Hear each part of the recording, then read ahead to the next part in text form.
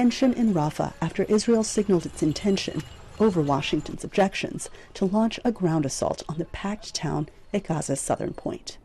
And tension in Washington amid reports that Israel and Hamas were close to a ceasefire deal Monday. Jordan's king lunched privately Monday with U.S. President Joe Biden, and the administration said Gaza was discussed. Biden also called Israel's leader by phone Monday morning. The White House said its wishes are clear. We want to get these hostages out. We want to get a ceasefire in place for 6 weeks. We want to increase humanitarian assistance. And the last thing that I want to do is say anything at this podium that's going to put that process at risk. In Gaza, residents celebrated at Monday's news that Hamas had accepted an Egyptian-Qatari ceasefire proposal.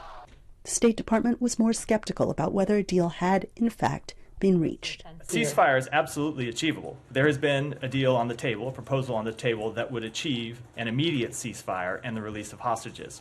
Now, as for Hamas's response, which I think gets to your question, again, I don't want to characterize it in any sort of detail until we've had a chance to review it in depth and talk with our partners in the region about it. Meanwhile, Israel's military has told Rafah residents to evacuate ahead of a ground operation. We examine every answer and reply very seriously and find every possibility regarding the negotiations for the return of the hostages to their homes as a central task as quickly as possible. And at the same time, we continue our operations in the Gaza Strip and will continue to do so. The United Nations expressed concerns over an incursion into Rafah. Any escalation of hostilities resulting from a full-scale incursion into Rafah will push residents and displace people currently living there past their breaking point. And the White House expressed concerns about civilians after what appeared to be aerial strikes there on Monday.